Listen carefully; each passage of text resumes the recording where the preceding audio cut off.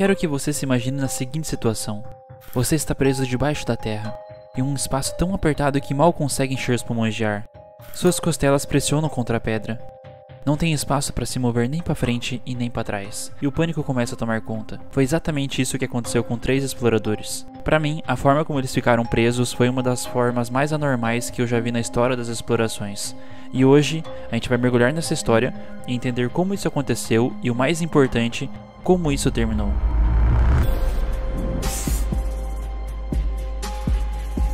O lugar conhecido como Cool Caves na verdade não é bem uma caverna. A gente está falando de uma das antigas minas abandonadas localizada em Martic Township, na Pensilvânia.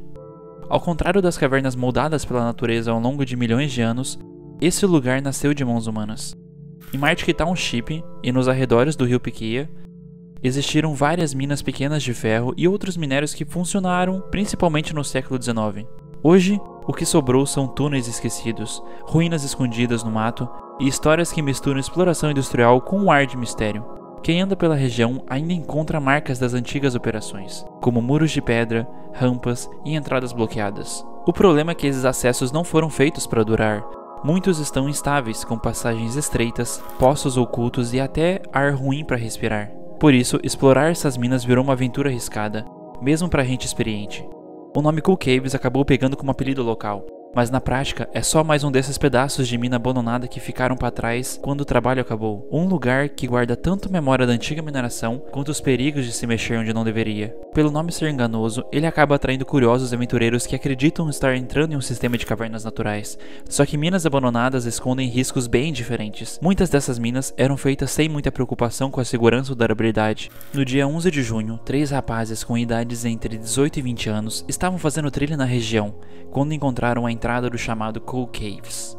A entrada era intimidadora, uma abertura em formato de fechadura no meio da encosta, onde era preciso se espremer por um vão estreito para então cair no corredor principal da mina. Esse acesso lembrava uma chave encaixando numa fechadura.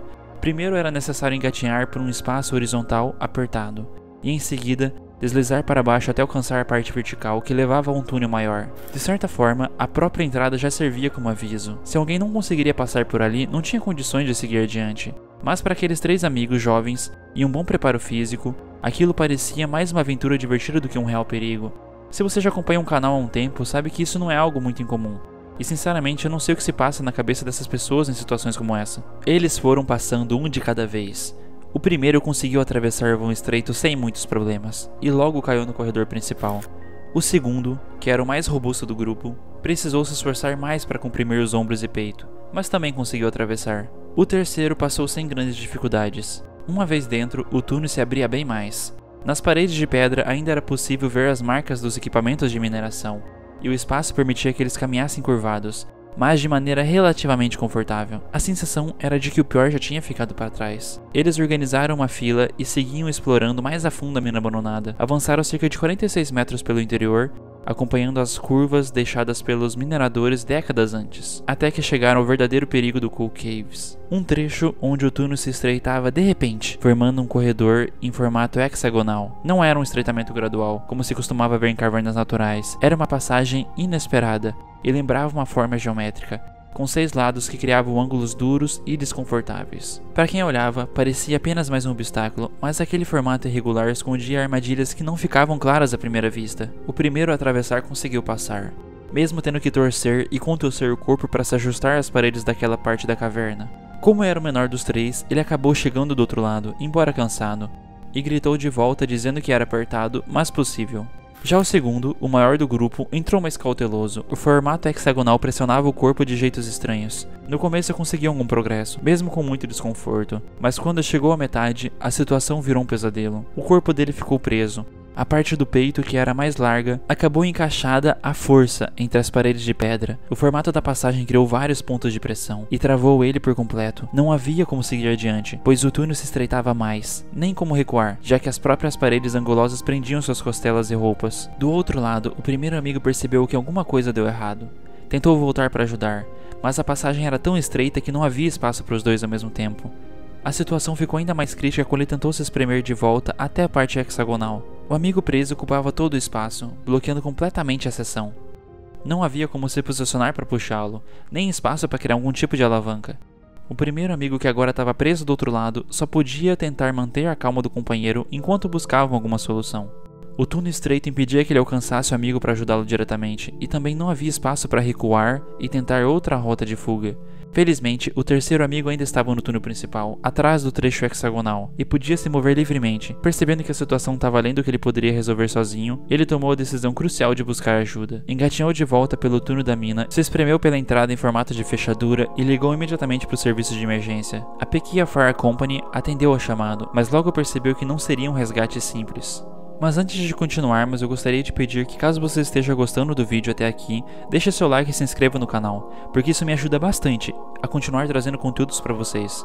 Ao chegar na caverna e avaliar a situação, eles perceberam que o formato hexagonal do túnel apresentava desafios incomuns, raramente encontrado em resgates convencionais de cavernas. A equipe precisou passar pela entrada em formato de fechadura, transportando equipamentos pelo vão apertado até o túnel. Uma vez dentro, tiveram que engatinhar por cerca de 46 metros para alcançar o pessoal que estava preso, trabalhando em um espaço extremamente limitado. Após avaliar as opções, decidiram por uma abordagem pouco convencional. Levaram sabão e água para criar lubrificação ao redor do torso do jovem preso. A ideia era reduzir atrito entre o corpo dele e as paredes da caverna, permitindo que ele se comprimisse levemente e deslizasse para trás através da constrição. Por 2 horas, a operação de resgate continuou. O jovem permaneceu preso naquele trecho, enquanto dezenas de socorristas se esforçavam para libertá-lo. E o pior é que o primeiro amigo, preso do outro lado, não podia fazer nada além de esperar e oferecer apoio moral. Finalmente, após o que pareceu uma eternidade, a técnica do sabão e água começou a funcionar. Centímetro a centímetro, ele deslizou pelo corredor da caverna. Ao emergirem de Cold Caves, depois de 2 horas dentro daquela espécie de inferno subterrâneo, o segundo amigo recebeu atendimento por ferimentos leves,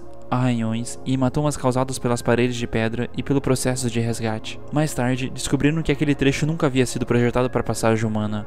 O corredor hexagonal era originalmente usado para movimentar equipamentos ou objetos, com auxílio de polias ou correias transportadoras. A sorte esteve ao lado deles, e conseguiram sair vivos da caverna.